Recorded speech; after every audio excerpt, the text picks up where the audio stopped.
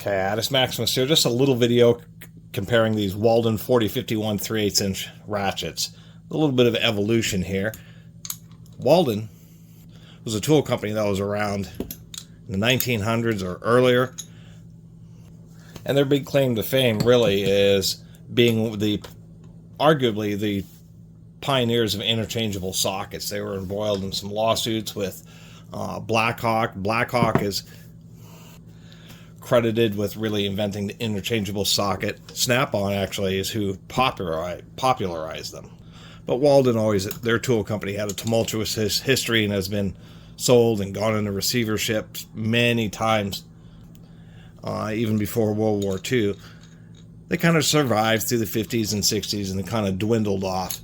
What's interesting is I've run into 3 Walden ratchets, 4051 round head ratchets, but they're all distinctly different. But they really are all 4051, 4051, and 4051. They seem like they're similar eras, but of course we have like what may have been their more, I wouldn't say a premium line because it has the same part number, so it may have just been an earlier version with this nice torpedo handle.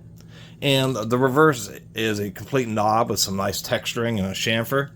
And then I believe this would be the next one that came along.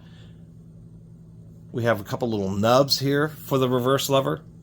And we don't have a torpedo handle anymore, and it's actually a little bit smaller diameter in this particular unit. Not very good knurling. And I think this is the most recent one. We can tell it's a different production because the knurling and undercuts are in different spots, different style of grinding there. And then the wheel changes to something that's a little bit more simple and plain. Just being textured on the outside diameter, which is cheaper than stamping out something like this. All these ratchets, they never really were that great of a round head ratchet. I mean, they work, but they kind of clank around. They don't seem to self-reverse, which is an issue that can happen with both pair head and round head ratchets, just kind of depending on details of their engineering. These overall are okay, but they're just simple swing pawls, just like the SK style ratchets. I think the old torpedo handle is still probably one of the best ones. This one I think is skipping a little bit. Pretty old. Probably just needs a little bit of a clean out. We'll take a quick look inside. I think these are just simple single pawls, and the only reason I really kept them was so that I could make videos about it. And oddly enough, this has... The other two have spiral ring retaining rings up here, but this is a snap ring. Somebody may have just replaced the spiral ring with a snap ring. It has some tiny eyelets. Pop that off of there.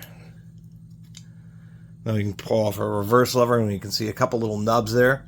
You can see this is actually machined out on the inside, and it's to make clearance for the internal portion of the ratchet. And I even forgot about that. But it's actually held together as 2 snap rings, one to hold on the reverse, and then we have a second spiral ring.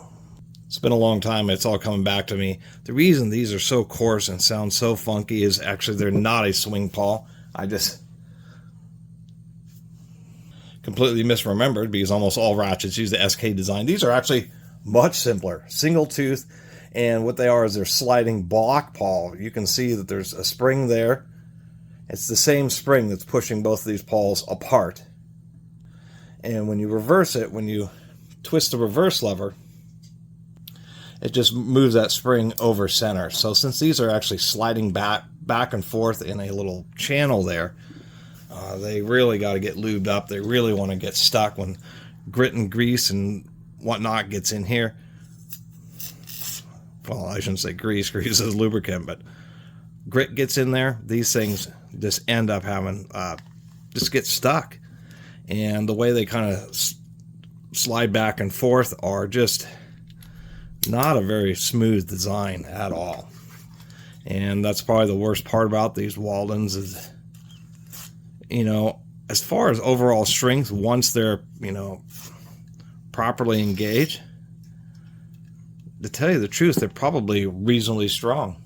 And that's the saving grace. A rocking pawl has a little wing like this, and it either rocks into one direction where it's either into the teeth that way or into the teeth this way. That's the way the SK design is.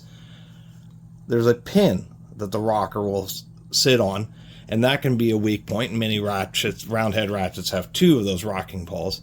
The thing about sliding pawls is the fact that when you're putting stress on them, it's just pressing this pawl right into the thick steel section of the ratchet anvil,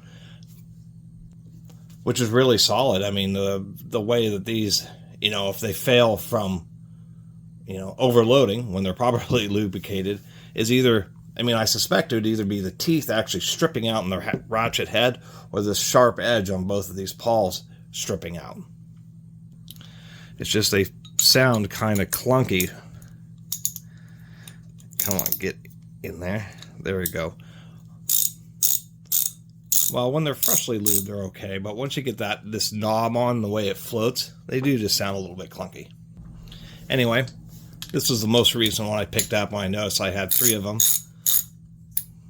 And they are all different, even though having the same part number is kind of rare to be able to pick up any manufacturer's ratchet. Well, I guess not any. There are various eras, of course, like with Snap-on, their date codes, you can find out when they were made. But it is interesting with things that have the same part number and how they change. And, that whole monk here of product subject to change without notice. This is exactly one of those things. You may see somebody may have liked one of these torpedo ratchets, ordered another one, and got one of these, or maybe even later got one of these. Because to tell you the truth, they really all seem like they're pretty close to the same era. I can't really think that these would have been made decades apart, but it's, it's possible. These things are really